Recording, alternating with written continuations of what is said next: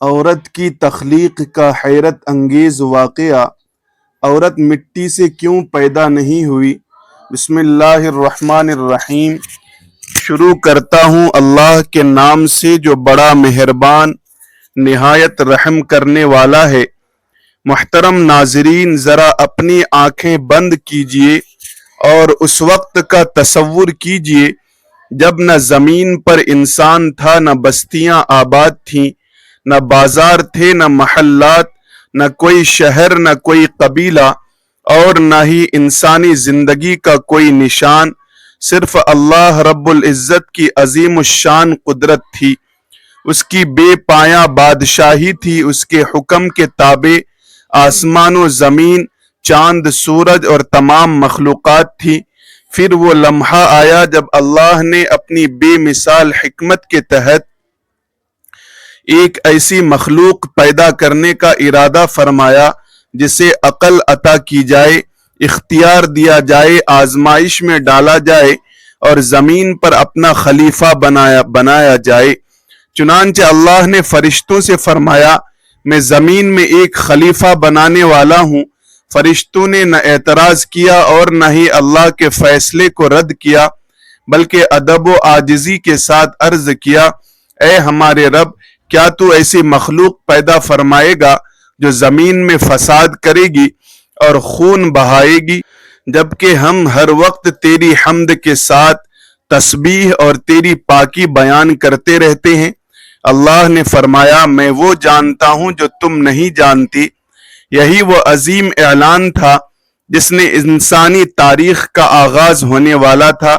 پھر اللہ نے حضرت آدم علیہ السلام کو مٹی سے پیدا فرمایا، انہیں بہترین صورت عطا فرمائی، اپنی پیدا کی ہوئی روح ان میں پھونکی اور تمام مخلوقات پر علم کی وجہ سے فضیلت عطا فرمائی۔ لیکن اسی مقام پر ایک ایسا سوال پیدا ہوتا ہے جس نے صدیوں سے لوگوں کے ذہنوں کو اپنی طرف متوجہ کیا ہے۔ آخر جب پہلی عورت یعنی حضرت حوا علیہ السلام کی تخلیق کا وقت آیا تو اللہ تعالی نے انہیں بھی مٹی سے کیوں پیدا نہ فرمایا؟ کیا انہیں حضرت آدم علیہ السلام کی پسلی سے پیدا کیا گیا؟ کیا یہ صرف ایک تخلیقی انداز تھا یا اس میں پوری انسانیت کے لیے کوئی عظیم حکمت، محبت کا پیغام، ازدواجی زندگی کا راز اور خاندانی نظام کی بنیاد پوشیدہ تھی؟ یہی وہ سوال ہے جس کا جواب قرآن کریم، صحیح احادیث اور اہل علم کی تشریحات کی روشنی میں آج ہم جاننے کی کوشش کریں گے۔ اس سفر میں آپ کو معلوم ہوگا کہ اسلام نے عورت کو کس کمزوری کی علامت نہیں بلکہ مرد کے سکون، محبت، رحمت اور زندگی کی تکمیل کا ذریعہ قرار دیا ہے۔ لہٰذا اس ایمان افروز سفر میں آخر تک ہمارے ساتھ رہیے، کیونکہ آگے آنے والے واقعات میں انسان کی تخلیق، حضرت آدم علیہ السلام کی عظمت، حضرت حوا علیہ السلام کی پیدائش کی حکمت اور اللہ تعالی کی بے مثال قدرت کے ایسے پہلو سامنے آئیں گے جو ہر صاحب ایمان کے دل کو اللہ کی معرفت سے بھر دیں گے انشاءاللہ۔ محترم ناظرین، جب اللہ تعالی نے حضرت آدم علیہ السلام کی تخلیق مکمل فرمائی تو قرآن کریم ہمیں بتاتا ہے کہ اللہ تعالی نے ان میں روح پھونکی، پھر انہیں ایسی عظیم نعمت عطا فرمائی جو دوسری مخلوقات کو اس انداز میں عطا نہیں کی گئی، اور وہ تھی علم۔ اللہ تعالی نے حضرت آدم علیہ السلام کو بہت سی چیزوں کے نام سکھائے، پھر فرشتوں کے سامنے ان اشیاء کو پیش فرمایا اور ارشاد فرمایا کہ اگر تم اپنے خیال میں سچے ہو تو ان کے نام بتاؤ۔ فرشتوں نے نہ تکبر کیا، نہ اپنی رائے پر اصرار کیا، بلکہ فوراً عرض کیا، اے ہمارے رب، تو پاک ہے، ہمیں تو صرف اتنا ہی علم ہے جتنا تو نے ہمیں سکھایا ہے، بے شک تو ہی خوب جاننے والا، حکمت والا ہے۔ اس کے بعد اللہ تعالیٰ نے حضرت آدم علیہ السلام سے فرمایا کہ ان چیزوں کے نام بتائیے، اور جب حضرت آدم علیہ السلام نے اللہ کے عطا کیے ہوئے علم کے مطابق سب کے نام بیان کر دیے تو فرشتوں پر واضح ہو گیا کہ اللہ تعالیٰ کا فیصلہ سراسر حکمت پر مبنی تھا۔ پھر اللہ تعالیٰ نے تمام فرشتوں کو حکم دیا کہ حضرت آدم علیہ السلام کے احترام میں سجدہ تعظیمی کریں۔ یہ عبادت کا سجدہ نہیں تھا بلکہ اللہ کے حکم سے عزت و تکریم کا سجدہ تھا۔ چنانچہ تمام فرشتے فوراً سجدے میں گر گئے، کیونکہ وہ اپنے رب کے ہر حکم کی کامل اطاعت کرتے ہیں۔ لیکن ایک مخلوق ایسی تھی جس نے تکبر کیا، وہ ابلیس تھا جو جنات میں سے تھا، مگر اپنی عبادت کی وجہ سے فرشتوں کے ساتھ رہتا تھا۔ جب اس نے سجدہ کرنے سے انکار کیا تو اللہ تعالیٰ نے فرمایا، تجھے کس چیز نے سجدہ کرنے سے روکا؟ ابلیس نے تکبر بھرے لہجے میں کہا، میں اس سے بہتر ہوں، تو نے مجھے آگ سے پیدا کیا اور اسے مٹی سے پیدا کیا۔ یہی وہ لمحہ تھا جب تکبر نے ایک عبادت گزار کو ہمیشہ کے لیے اللہ کی رحمت سے دور کر دیا۔ اللہ تعالیٰ نے اسے اپنی بارگاہ سے نکال دیا اور وہ قیامت تک کے لیے مردود و ملعون قرار پایا۔ اس نے مہلت مانگی اور عہد کیا کہ وہ بنی آدم کو ہر طرف سے بہکانے کی کوشش کرے گا، مگر اللہ تعالیٰ نے فرمایا کہ میرے مخلص بندوں پر تیرا کوئی زور نہیں چلے گا۔ ادھر حضرت آدم علیہ السلام جنت کی نعمتوں میں رہ رہے تھے۔ جنت میں ہر نعمت موجود تھی، ہر طرف سکون تھا، راحت تھی، خوشبو تھی، نہ بھوک تھی، نہ پیاس، نہ بیماری تھی اور نہ کسی قسم کی تکلیف۔ لیکن اس کے باوجود حضرت آدم علیہ السلام کے دل میں ایک تنہائی کا احساس تھا۔ اللہ تعالیٰ اپنے بندوں کے ظاہر و باطن سب کچھ جانتا ہے، اسی لیے اپنی کامل حکمت سے اس نے حضرت آدم علیہ السلام کے لیے ایک ایسی رفیق حیات پیدا کرنے کا ارادہ فرمایا جو ان کے لیے سکون کا ذریعہ بنے۔ چنانچہ صحیح احادیث سے معلوم ہوتا ہے کہ اللہ تعالیٰ نے حضرت حوا علیہ السلام کو حضرت آدم علیہ السلام کی پسلی سے پیدا فرمایا۔ اس میں یہ عظیم پیغام پوشیدہ تھا کہ مرد اور عورت ایک دوسرے کے دشمن نہیں بلکہ ایک دوسرے کی تکمیل ہیں، ایک کے بغیر دوسرا مکمل نہیں، دونوں مل کر خاندان، معاشرہ اور انسانیت کی بنیاد بنتے ہیں۔ یہی وجہ ہے کہ قرآن کریم نے میاں بیوی کے تعلق کو محبت، رحمت اور سکون کا رشتہ قرار دیا ہے، لیکن حضرت حوا علیہ السلام کو حضرت آدم علیہ السلام کی پسلی سے پیدا کرنے میں اور بھی کئی حکمتیں پوشیدہ تھیں، جنہیں جان کر انسان اللہ تعالیٰ کی قدرت اور اس کے حکیمانہ فیصلوں پر بے اختیار سبحان اللہ کہہ اٹھتا ہے۔ انشاءاللہ اگلے حصے میں ہم اسی ایمان افروز واقعے کی مزید تفصیل بیان کریں گے۔ محترم ناظرین، جب حضرت آدم علیہ السلام جنت کی بے شمار نعمتوں کے درمیان رہ رہے تھے تو ہر طرف راحت ہی راحت تھی، نہ بھوک تھی، نہ پیاس، نہ گرمی کی شدت، نہ سردی کی تکلیف، نہ بیماری کا خوف اور نہ موت کا اندیشہ۔ جنت کی نہریں بہہ رہی تھیں، پھلوں سے لدے ہوئے باغات تھے، خوشبوؤں سے معطر فضائیں تھی اور ہر طرف اللہ تعالیٰ کی رحمت کے آثار نمایاں تھے۔ لیکن اس سب کے باوجود حضرت آدم علیہ السلام کے دل میں ایک ایسی کیفیت تھی جسے صرف اللہ تعالیٰ ہی جانتا تھا۔ انسان کی فطرت ہی ایسی بنائی گئی ہے کہ وہ تنہا رہ کر مکمل سکون حاصل نہیں کر سکتا۔ اسی لیے اللہ تعالیٰ نے اپنی کامل حکمت سے حضرت آدم علیہ السلام کے لیے ایک رفیق حیات پیدا کرنے کا ارادہ فرمایا۔ چنانچہ صحیح بخاری اور صحیح مسلم کی احادیث سے معلوم ہوتا ہے کہ حضرت حوا علیہ السلام کی تخلیق حضرت آدم علیہ السلام کی پسلی سے ہوئی۔ اس واقعے کی اصل حقیقت ہمیں وحی کے ذریعے معلوم ہوئی ہے اور اس کی مکمل کیفیت اللہ تعالیٰ ہی بہتر جانتا ہے۔ قرآن و حدیث ہمیں اتنا بتاتے ہیں کہ حضرت حوا علیہ السلام حضرت آدم علیہ السلام ہی سے پیدا کی گئی تاکہ دونوں کے درمیان محبت، الفت، سکون اور رحمت کا رشتہ قائم ہو۔ یہی وجہ ہے کہ قرآن کریم میں اللہ تعالی ارشاد فرماتا ہے کہ اسی نے تمہارے لیے تمہاری ہی جنس سے جوڑے پیدا کیے تاکہ تم ان کے پاس سکون حاصل کرو، اور اس نے تمہارے درمیان محبت اور رحمت رکھ دی۔ یہ آیت مبارکہ صرف حضرت آدم اور حضرت حوا علیہ السلام ہی کے لیے نہیں بلکہ قیامت تک آنے والے تمام میاں بیوی کے لیے ایک عظیم پیغام ہے کہ ازدواجی زندگی کی بنیاد غرور، دولت یا طاقت پر نہیں بلکہ محبت، رحم دلی، حسن اخلاق اور باہمی احترام پر قائم ہونی چاہیے۔ یہی وہ حکمت ہے جس کی وجہ سے عورت کو مرد کی پسلی سے پیدا فرمایا گیا، نہ کہ دوبارہ الگ سے مٹی سے۔ اس کا مقصد یہ ہرگز نہیں کہ عورت مرد سے کم درجہ رکھتی ہے، بلکہ اسلام نے تو عورت کو ماں، بیٹی، بہن اور بیوی ہر حیثیت میں عزت و احترام عطا فرمایا ہے۔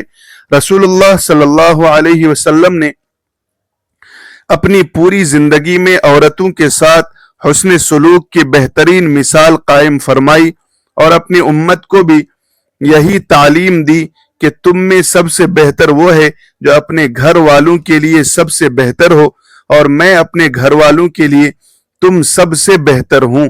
اس فرمان سے معلوم ہوتا ہے کہ کسی مرد کی اصل عظمت اس کے مال، منصب یا شہرت سے نہیں بلکہ اس کے اخلاق اور اپنی اہلیہ کے ساتھ حسن سلوک سے پہچانی جاتی ہے۔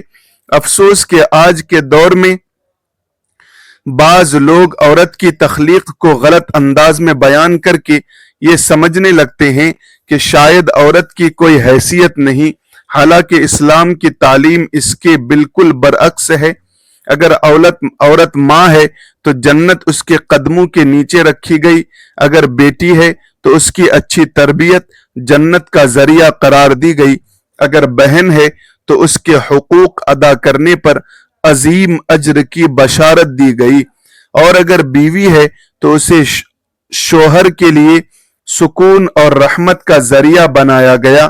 یہی وجہ ہے کہ حضرت حوا علیہ السلام کی تخلیق میں اللہ تبارک و تعالی نے پوری انسانیت کے لیے یہ سبق رکھ دیا کہ مرد اور عورت ایک دوسرے کے مقابل نہیں بلکہ ایک دوسرے کے معاون اور تکمیل کرنے والے ہیں۔ دونوں کی ذمہ داریاں الگ ہو سکتی ہیں، لیکن عزت، انسانیت اور اللہ تعالی کے نزدیک اجر و ثواب کا معیار صرف تقوی ہے۔ اللہ تعالی کے نزدیک زیادہ عزت والا وہی ہے جو زیادہ پرہیزگار ہے۔ لہذا حضرت حوا علیہ السلام کی تخلیق کا واقعہ ہمیں یہ نہیں سکھاتا کہ مرد کو عورت پر ظلم کرنے کا حق ہے، بلکہ یہ سکھاتا ہے کہ میاں بیوی کا تعلق محبت، وفاداری، برداشت، خیر خواہی اور ایک دوسرے کے حقوق ادا کرنے پر قائم ہونا چاہیے۔ جب گھر میں یہ صفات پیدا ہو جائیں تو وہ گھر دنیا میں بھی جنت کا نمونہ بن جاتا ہے، اور جب تکبر، ظلم، بے وفائی اور ناانصافی داخل ہو جائے تو پھر بڑی سے بڑی دولت بھی سکون نہیں دے سکتی۔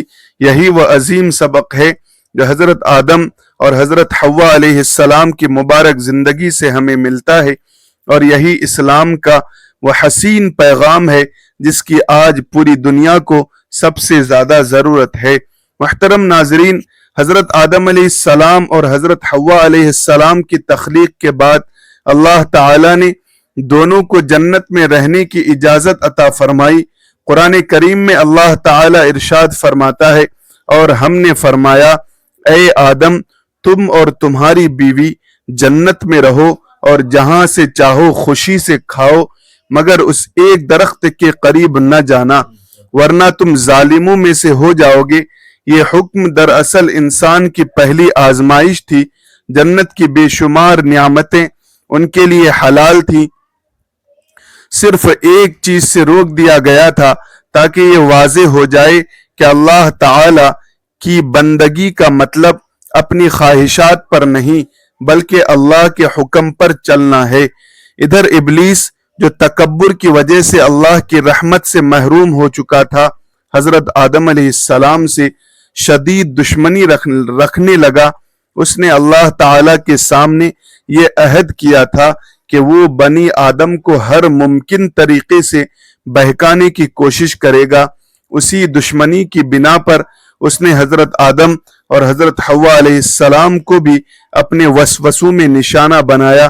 قرآن کریم بتاتا ہے کہ شیطان نے انہیں بار بار وسوسہ دیا اور کہا کہ تمہیں اس درخت سے صرف اس لیے روکا گیا ہے کہ کہیں تم فرشتے نہ بن جاؤ یا ہمیشہ جنت میں رہنے والے نہ بن جاؤ۔ پھر اس نے قسمیں کھا کر کہا کہ میں تمہارا خیر خواہ ہوں۔ یہ شیطان کا پہلا دھوکہ تھا جس میں اس نے جھوٹی قسم کا سہارا لیا تاکہ حضرت آدم اور حضرت حوا علیہ السلام اس کی بات پر اعتماد کر لیں۔ بالآخر وسوسے کے اثر سے دونوں نے اس درخت کا پھل چکھ لیا جس سے اللہ تعالی نے منع فرمایا تھا۔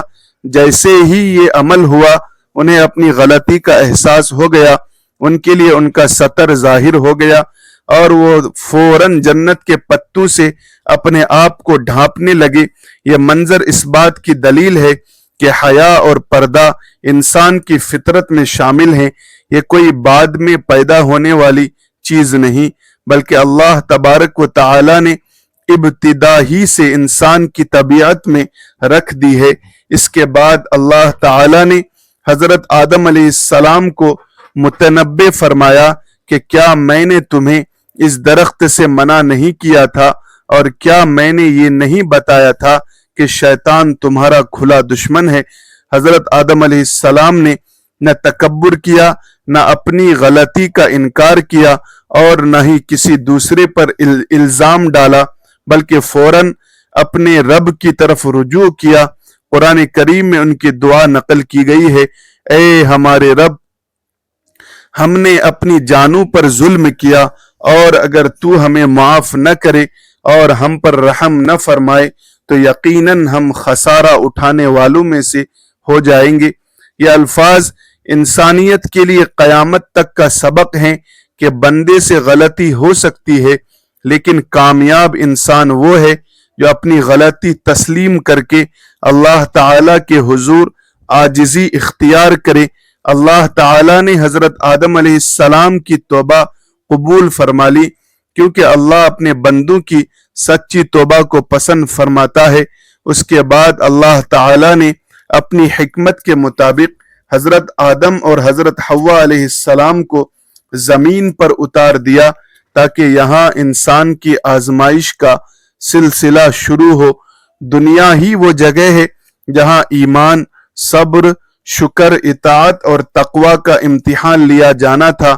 اللہ تعالی نے ساتھ ہی یہ خوشخبری بھی عطا فرمائی کہ جب بھی میری طرف سے ہدایت آئے گی، جو لوگ اس ہدایت کی پیروی کریں گے انہیں نہ کوئی خوف ہوگا اور نہ وہ غمگین ہوں گے۔ گویا انسان کو دنیا میں تنہا نہیں چھوڑا گیا بلکہ اس کی رہنمائی کے لیے انبیاء کرام علیہم السلام، آسمانی کتابیں اور اللہ کی ہدایت بھیج دی گئی۔ اس واقعے سے ہمیں یہ سبق ملتا ہے کہ شیطان کا سب سے بڑا ہتھیار وسوسہ، دھوکہ اور جھوٹی امیدیں ہیں، جبکہ مومن کا سب سے بڑا ہتھیار اللہ کی اطاعت، ذکر، استغفار اور سچی توبہ ہے۔ یہی وہ راستہ ہے جو انسان کو دنیا میں بھی کامیاب بناتا ہے اور آخرت میں بھی اللہ تعالی کی رضا کا مستحق بناتا ہے۔ محترم ناظرین، حضرت آدم علیہ السلام اور حضرت حوا علیہ السلام جب اللہ تعالی کے حکم سے زمین پر تشریف لائے تو ان کی زندگی کا ایک نیا مرحلہ شروع ہوا۔ جنت کی راحتوں کے بعد اب یہ دنیا تھی جہاں محنت بھی تھی، آزمائش بھی، خوشی بھی تھی اور غم بھی، مگر اللہ تعالی نے اپنے بندوں کو کبھی بے سہارا نہیں چھوڑا۔ سب سے پہلے حضرت آدم علیہ السلام کو توبہ کے وہ کلمات سکھائے جن کے ذریعے انہوں نے اپنے رب کے حضور گڑ گڑا کر معافی مانگی اور اللہ تعالی سے اپنی رحمت سے ان کی توبہ قبول فرما لی۔ قرآن کریم میں ارشاد ہوتا ہے کہ پھر آدم نے اپنے رب سے چند کلمات سیکھ لیے تو اللہ نے ان کی توبہ قبول فرما لی۔ بے شک وہ بہت توبہ قبول کرنے والا، نہایت رحم فرمانے والا ہے۔ یہی وہ پہلا سبق تھا جو انسانیت کو ملا کہ اگر انسان سے خطا ہو جائے تو مایوس ہونے کے بجائے فوراً اپنے رب کی طرف رجوع کرے، کیونکہ اللہ تعالی کی رحمت اس کے غضب پر غالب ہے۔ حضرت آدم علیہ السلام اور حضرت حوا علیہ السلام نے زمین پر اللہ کی بندگی، محنت، حلال روزی، صبر، شکر اور اطاعت کی عملی زندگی اختیار کی۔ پھر اللہ تعالی نے ان کی نسل میں برکت عطا فرمائی اور انسانوں کی آبادی بڑھنے لگی۔ وقت گزرتا گیا، قومیں بنتی گئی، انبیاء کرام علیہم السلام تشریف لاتے رہے اور ہر نبی نے اپنی قوم کو یہی پیغام دیا کہ صرف ایک اللہ کی عبادت کرو، اسی کی اطاعت کرو اور شیطان کے دھوکے سے بچو۔ اگر ہم حضرت آدم اور حضرت حوا علیہ السلام کے واقعے پر غور کریں تو معلوم ہوتا ہے کہ عورت کو مرد کی پسلی سے پیدا کرنے میں اللہ تعالی کی بے شمار حکمتیں پوشیدہ تھیں۔ یہ اس بات کی علامت تھی کہ میاں بیوی کا رشتہ مقابلے کا نہیں بلکہ محبت، تعاون اور ایک دوسرے کا سہارا بننے کا رشتہ ہے۔ رسول اللہ صلی اللہ علیہ وسلم نے بھی فرمایا کہ عورتوں کے ساتھ بھلائی کرنے کی وصیت قبول کرو، کیونکہ عورت پسلی سے پیدا کی گئی ہے اور پسلی کا سب سے زیادہ ٹیڑھا حصہ اس کا اوپری حصہ ہوتا ہے۔ اگر تم اسے بالکل سیدھا کرنا چاہو گے تو اسے توڑ دو گے، اور اگر چھوڑ دو گے تو وہ اپنی فطرت پر رہے گی۔ لہٰذا عورتوں کے ساتھ حسن سلوک کیا کرو۔ اس حدیث کا مقصد ہرگز عورت کی توہین نہیں بلکہ مردوں کو یہ تعلیم دینا ہے کہ عورت کی فطرت کو سمجھو، اس کے ساتھ نرمی، محبت، صبر اور حکمت سے پیش آؤ۔ یہی وجہ ہے کہ ہمارے پیارے نبی حضرت محمد صلی اللہ علیہ وسلم نے اپنی ازواج مطہرات کے ساتھ بہترین اخلاق کا نمونہ پیش فرمایا اور امت کو بھی یہی تعلیم دی کہ بہترین مسلمان وہ ہے جو اپنے گھر والوں کے لیے بہترین ہو۔ افسوس کہ آج بہت سے گھروں میں معمولی باتوں پر جھگڑے، بد زبانی، ظلم، ناانصافی اور بے صبری نے سکون کو ختم کر دیا ہے۔ حالانکہ اگر میاں بیوی حضرت آدم اور حضرت حوا علیہ السلام کے واقعے سے سبق حاصل کریں، ایک دوسرے کی عزت کریں، اللہ تعالیٰ کے احکام پر عمل کریں، نماز، دعا، صبر اور معافی کو اپنی زندگی کا حصہ بنائیں تو ان کا گھر دنیا ہی میں جنت کا نمونہ بن سکتا ہے۔ ہمیں یہ بھی یاد رکھنا چاہیے کہ شیطان آج بھی وہی پرانا دشمن ہے۔ وہ آج بھی میاں بیوی کے درمیان نفرت، غلط فہمیاں، بدگمانی اور اختلاف پیدا کرنے کی کوشش کرتا ہے تاکہ خاندان بکھر جائیں اور معاشرہ کمزور ہو جائے۔ اس لیے ہر مسلمان مرد اور عورت کو چاہیے کہ وہ شیطان کے وسوسوں سے بچنے کے لیے اللہ تعالی کا ذکر کرے، قرآن کریم کی تلاوت کرے، سنت نبوی صلی اللہ علیہ وسلم پر عمل کرے اور اپنے گھروں کو محبت، رحمت، عفو، درگزر اور اللہ کی یاد سے آباد رکھے۔ جب گھر میں اللہ کا ذکر ہوگا، ایک دوسرے کے حقوق ادا کیے جائیں گے اور تقوی کو بنیاد بنایا جائے گا تو وہی گھر سکون، برکت اور رحمت کا مرکز بن جائے گا۔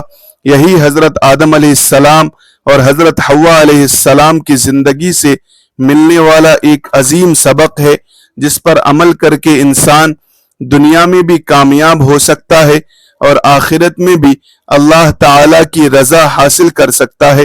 محترم ناظرین، حضرت آدم علیہ السلام اور حضرت حوا علیہ السلام کی یہ ایمان افروز داستان ہمیں یہ احساس دلاتی ہے کہ اللہ تعالی کا ہر فیصلہ بے شمار حکمتوں سے بھرا ہوا ہے۔ انسان اپنی محدود عقل سے ہر راز کو نہیں سمجھ سکتا، لیکن جب وہ قرآن کریم اور سنت رسول صلی اللہ علیہ وسلم کی روشنی میں غور کرتا ہے تو اس کا ایمان پہلے سے زیادہ مضبوط ہو جاتا ہے۔ حضرت آدم علیہ السلام کی تخلیق، حضرت حوا علیہ السلام کی پیدائش، شیطان کی دشمنی، جنت کا امتحان، توبہ کی قبولیت اور پھر زمین پر انسانیت کا آغاز، یہ سب واقعات ہمیں یہی سبق دیتے ہیں کہ اللہ تعالیٰ اپنے بندوں پر بے حد مہربان ہے۔ اگر بندہ غلطی کر بیٹھے لیکن سچے دل سے اپنے رب کی طرف لوٹ آئے تو اللہ تعالیٰ اسے معاف فرما دیتا ہے۔ اسی طرح میاں بیوی کے تعلق میں بھی محبت، عزت، صبر، برداشت اور اللہ تعالیٰ کی اطاعت ہی اصل کامیابی ہے۔ جب گھر اللہ کی یاد سے آباد ہوں، نماز کی پابندی ہو، قرآن کی تلاوت ہو، ایک دوسرے کے حقوق ادا کیے جائیں اور بچوں کی تربیت دین کے مطابق کی جائے تو وہی گھر سکون، رحمت اور برکت کا گہوارہ بن جاتا ہے۔ اللہ تعالی ہم سب کو اپنی رضا کے مطابق زندگی گزارنے، قرآن و سنت کو مضبوطی سے تھامنے اور شیطان کے ہر دھوکے سے محفوظ رہنے کی توفیق عطا فرمائے۔ اے اللہ، ہمارے دلوں کو ایمان کی روشنی سے منور فرما، ہمیں قرآن کریم کو سمجھنے اور اس پر عمل کرنے کی توفیق عطا فرما۔ اے رب کریم، ہمارے گھروں میں محبت، رحمت، سکون اور برکت نازل فرما۔ تمام مسلمان مردوں اور عورتوں، ہماری ماؤں، بہنوں، بیٹیوں اور بیویوں کی عزت و عفت کی حفاظت فرما، انہیں دین و دنیا کی بھلائیاں عطا فرما، نیک، صالح اور با اخلاق زندگی نصیب فرما۔ تمام مسلمان مردوں کو اپنی ذمہ داریاں ادا کرنے، اپنی بیویوں اور اہل خانہ کے ساتھ حسن سلوک کرنے اور تیرے احکام کے مطابق زندگی گزارنے کی توفیق عطا فرما۔ یا اللہ، ہمیں شیطان کے وسوسوں، گناہوں، فتنوں اور ہر قسم کی برائی سے محفوظ فرما، ہماری توبہ قبول فرما، ہمیں گناہوں کو معاف فرما،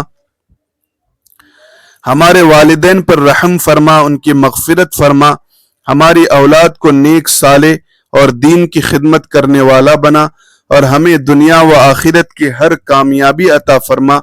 آمین یا رب العالمین۔ ناظرین کرام، اگر آپ کو یہ ایمان افروز واقعہ پسند آیا ہو اور آپ چاہتے ہوں کہ اسی طرح قرآن و سنت کی روشنی میں مستند اور دل کو نرم کر دینے والے اسلامی واقعات، سبق آموز کہانیاں اور ایمان تازہ کرنے والے بیانات آپ تک مسلسل پہنچتے رہیں تو مہربانی فرما کر ہماری حوصلہ افزائی ضرور کیجیے۔ ویڈیو کو لائک کریں، اپنے عزیزوں، دوستوں اور اہل خانہ کے ساتھ شیئر کریں تاکہ یہ نیکی کا پیغام زیادہ سے زیادہ لوگوں تک پہنچ سکے۔ اور اگر آپ ابھی تک ہمارے چینل کے ساتھ نہیں جڑے تو سبسکرائب کر کے گھنٹی کے نشان کو بھی دبا دیجیے تاکہ ہماری ہر نئی ویڈیو سب سے پہلے آپ تک پہنچ سکے۔ ممکن ہے آپ کے ایک شیئر کی وجہ سے کسی کا ایمان تازہ ہو جائے، کسی کو دین کی ایک اہم بات معلوم ہو جائے یا کسی کی زندگی میں خیر کا دروازہ کھل جائے۔ اللہ تعالی آپ سب کو اپنی حفظ و امان میں رکھے، دین پر استقامت عطا فرمائے اور ہم سب کا خاتمہ ایمان، تقوی اور رسول اللہ صلی اللہ علیہ وسلم کی سنت پر فرمائے۔ جزاکم اللہ خیرا کثیرا، والسلام علیکم ورحمۃ اللہ وبرکاتہ۔